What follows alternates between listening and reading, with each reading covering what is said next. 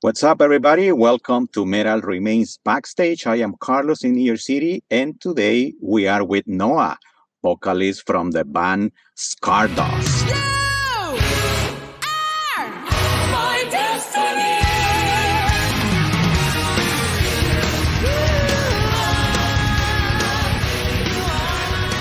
Hello, everyone. So happy to be here.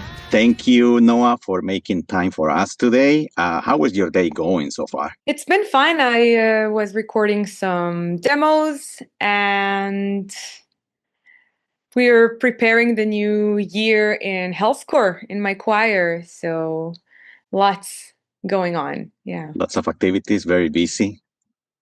Yes. That's great. For sure. That's great. That's great. There is so much to talk about with you today that I'm really not sure where to start.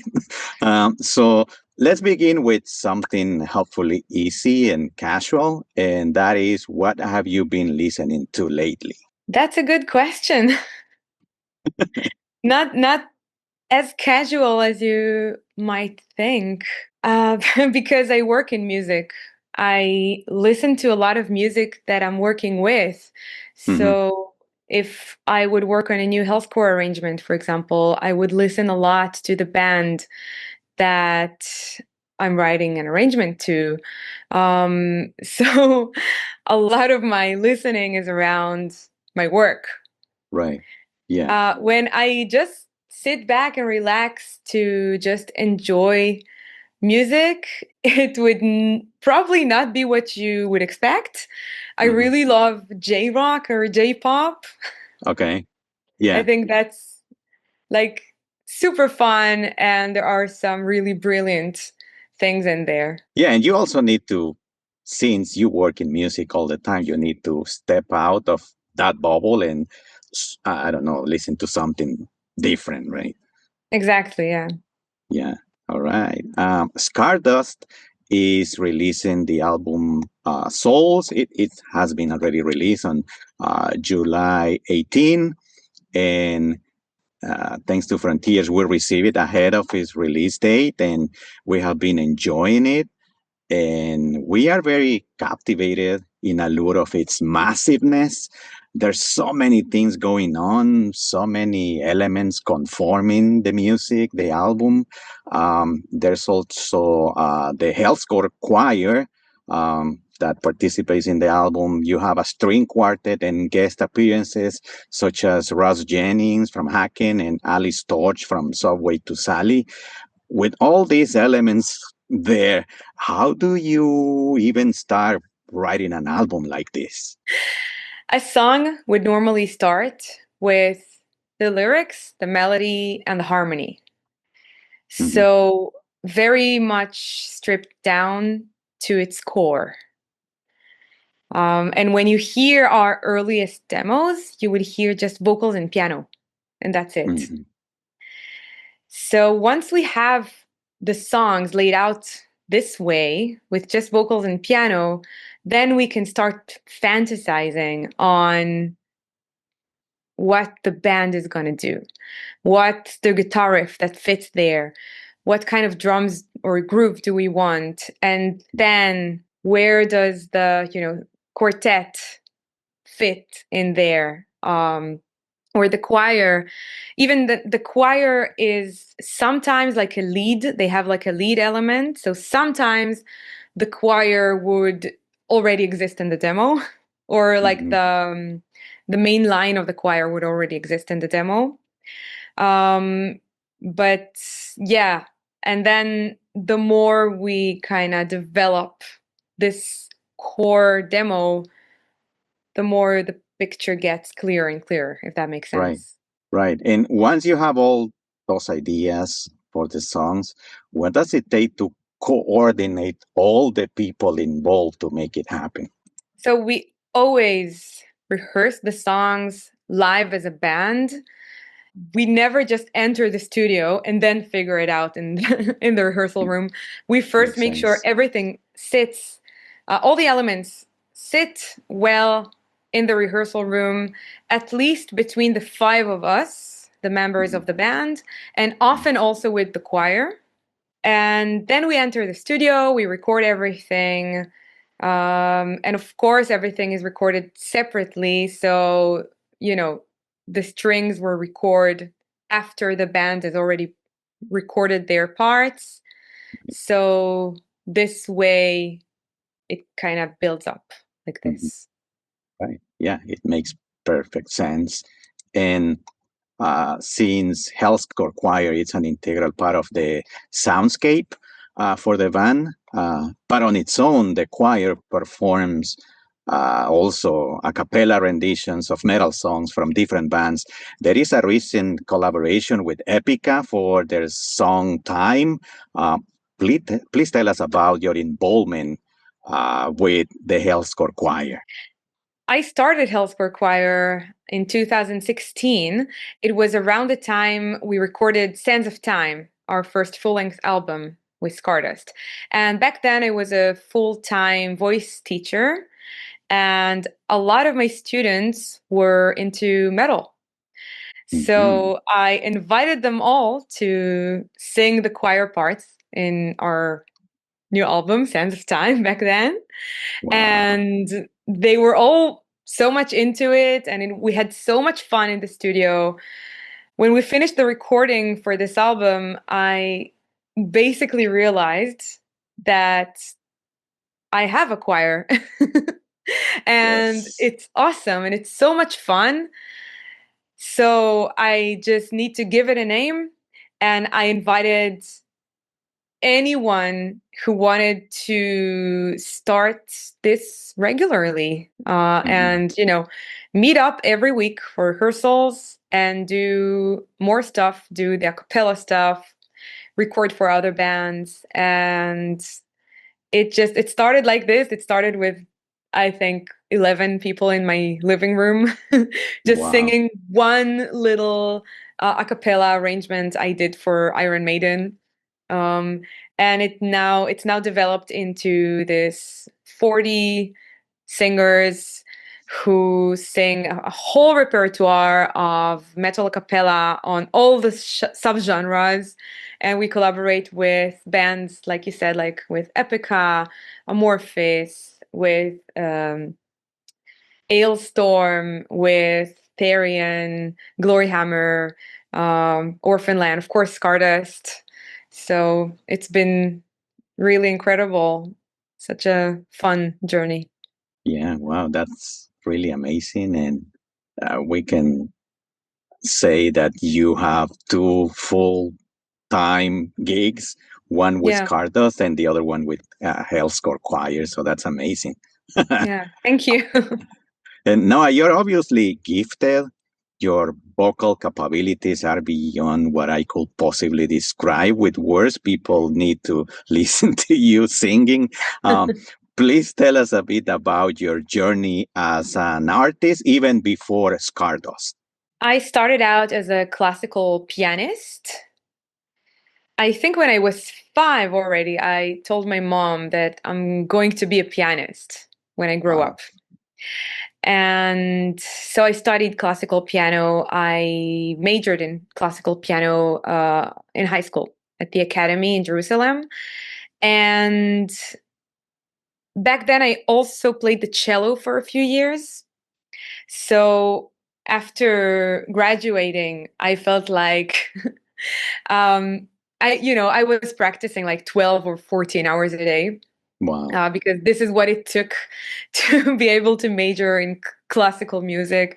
Um, so after that, like after high school, I don't want to say I was sick of it, but I needed a break, or I A needed break. to take it slower with the both with the classical world, but also with the playing the piano. Mhm. Um, and I was always singing. So I grew up in a musical family. My two parents are both very enthusiastic about music. They're not professional musicians, but they really love music, and they both play music. My mom is a classical violinist, and my dad is a multi-instrumentalist, but mostly a guitarist, and he is into, old school rock. Hmm. Um, and they both sing. So this combination brought a lot of music in different genres into our house and Hmm. a lot of singing. So I was always singing. I was always passionate about singing. And once I finished high school and I decided to put the classical piano and the cello a little bit aside, it was very clear to me that now I have to dive into singing. So I did, and was very quickly I realized that this is the thing I love the most. And I just decided to dedicate my life to singing. I started studying with different teachers at different institutes. A few years later, I also started studying choir conducting. So I really delved deep into this world of singing. Sometimes with a teacher, sometimes by myself, just taking in whatever I was able to learn and developing it myself as well. Yeah, and we are lucky to have you as this talented artist that you are, because let me tell you, your voice, it's amazing, all the different ranges you can reach.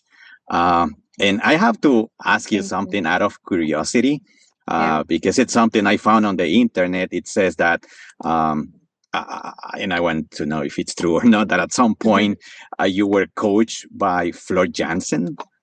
Yes, yes, that's true. Oh, It was, I don't remember exactly, but I think around 2010 or 2015. So it was before she joined Nightwish. aha, I see. Okay. Yeah. But it Wow, was that's extremely good. She's it. awesome. Is And she she taught tough me. as a teacher? Um, I wouldn't say that. I like that she is great. It's a good role model to have. Hmm. Somebody who you can really look up to. She was not just a good teacher, she was great at what she's doing. She Hmm. still is, obviously. Um, so it's a good source of inspiration. Wow. Great, great. Yeah. That's fantastic. And there is also a fantastic live video for the song Touch of Life, which is, it closes the album and it's divided in three chapters. Hmm. And it is very unusual that a band releases a live version of a previously unreleased song. What was the motivation behind this decision? Wow, I think it was mainly because, we had this show in February and Ross Jennings was a guest at that show.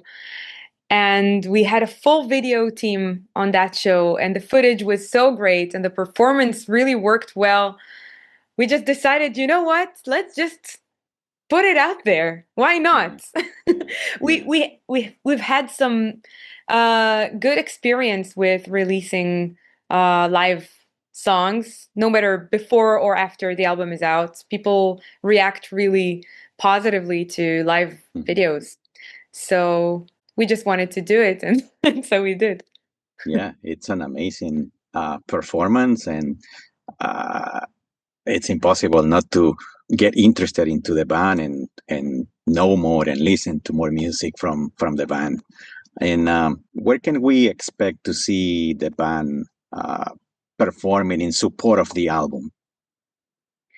So we've had some local shows, and we will have some more this year.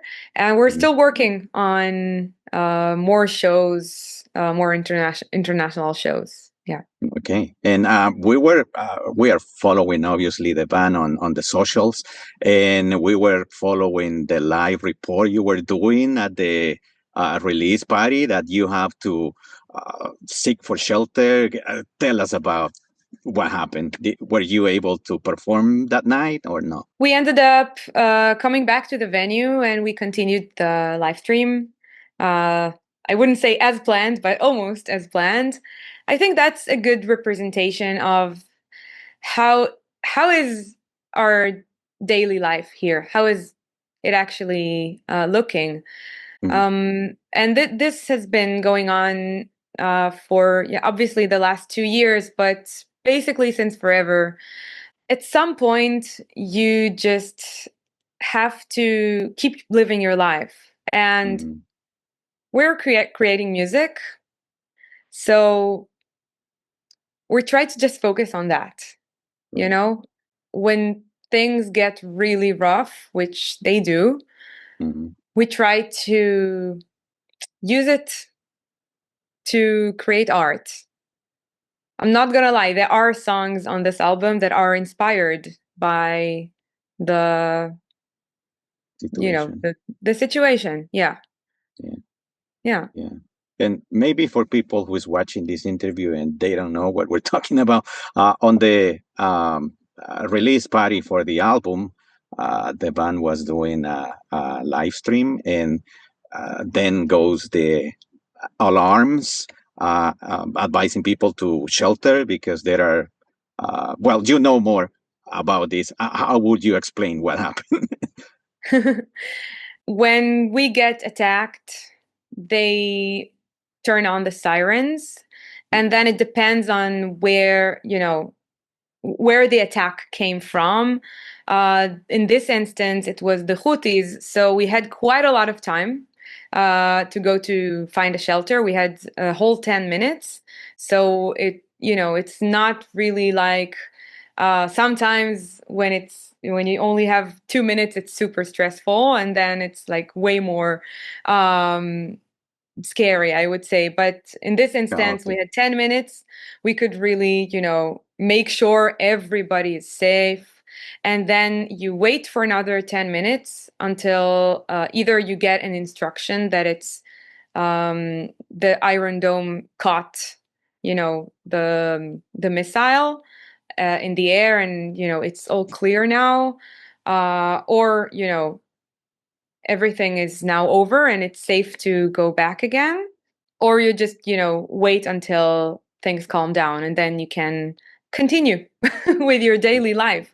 And Right. this like the reason why I'm laughing at it, and I also did a little Instagram live during the attack, Mhm. and you see me laughing, and the reason why is because um, otherwise I think we would we would have to always constantly be in a state of anxiety and fear and crying, and it's no way to live your life because it's on a daily basis here. Mhm. Mhm. And I'm not here to cry all day long. I want to create art, I want to make nice things, and this is my way of coping with it. Right. Yeah. Yeah. I really like what you were saying that day. You were saying, make music, not war. That was really something. This is what it's about. I And wish everyone would think that. yeah, I understand the situation Yeah. because when I was a kid living in my country, in El Salvador, we were into a civil war. So it was very common to see a helicopter on the roof of your house shooting bullets and things like that. That someone who might not be familiar with that might find surreal, but those things are very real when they happen. Yeah, And yeah, you need to learn how to live your life around that and try to make it normal. Otherwise, you will be, I don't know, depressed or having crazy thoughts. So thank you for exactly. keeping strong and keeping creating art because that's what matters. That's what helps all the world out there. Thank you for saying that. It means a lot. Now I'm looking at the art you have back there. You have the eye, which is Mhm. the cover of the album, Yep. and there's a like a duality in the cover because you have like this clear eye that I'm assuming is your own eye, and then you have the other one which is darker and so different. Can you explain us what is the concept behind that? There are several ways to look at it. Yeah. Pun not intended, but you can look at it as one eye is alive. It's an eye that has seen stuff, but also an eye that has a future ahead, and it's alive, you know? Hmm. And the other one is dead. Yeah. There is a lot of this duality on the album between life and death.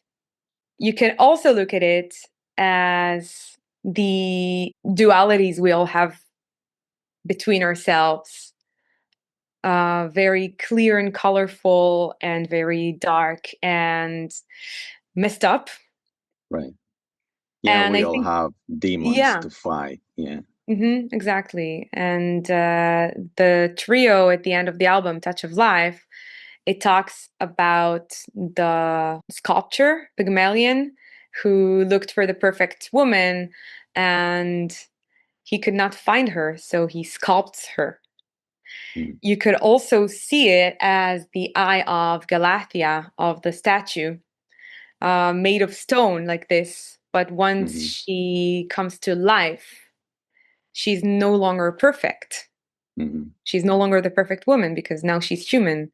So it shows the disturbance, and the way, yeah, like we said, the way we all have demons inside of us. Right. Wow. That's great. That's great. That is a perfect explanation to see that duality in the eyes. Awesome. I would like to wrap up this chat by asking you, what is one of your favorite backstage stories? Hmm. One that is quite recent from the show we had in Tel Aviv in February with Ross Jennings. There was a backstage moment where the Hellscore Choir, we had 14 of the Hellscore singers on stage with us. So we were warming up backstage, doing some, vocal warm up exercises, but also what we call blend exercises, which is when we kind of fine tune our frequencies, Mm-hmm. to Mm-hmm. create this very cohesive sound, Right. very well blended sound. Yeah. And we create basically just different chords and different harmonies with different vowels, and we play around with it. And Ross Jennings joins us, and he's like everybody's hero in this group. We Mm-hmm. all look at him like he's really a role model to all of us, and he joins us. And this was such a mesmerizing moment. And then we do a little cover of a Haken song with him, a cappella. We did Wow. the song "Somebody" by Haken, Uh-huh. which we also did live on that stage. And by the way, you can check it out. It's on YouTube on the Hellscore channel. But when we did it backstage, it had this super magical moment there, with all the, right after the blend exercise. So it was really magical. Yeah. Yeah. Wow. So this is a magical moment, but I can also share a funny moment where during the tour we had with Blind Guardian, it was 2 years ago. I was warming up backstage, and I have, how vocal exercises can sound really silly. And I did some silly exercises, and then I think it was Hansi, the Blind Guardian singer. I'm not sure it was him, but somebody from the band told us, "Are you okay over there? It sounded like there is a dying cat." Yeah. Wow. Awesome. Awesome. Thank you for sharing that. All those moments are like, you know, little treasures that you Hmm. find along the way in your career. So that's great. Thank you for sharing that with us. And for everyone there watching this video, if you like this interview, please like it, share it with your friends, support Scardust by buying and streaming their music. Go see them live when they come to a city near you. See you next time, but until then, stay metal. Stay metal.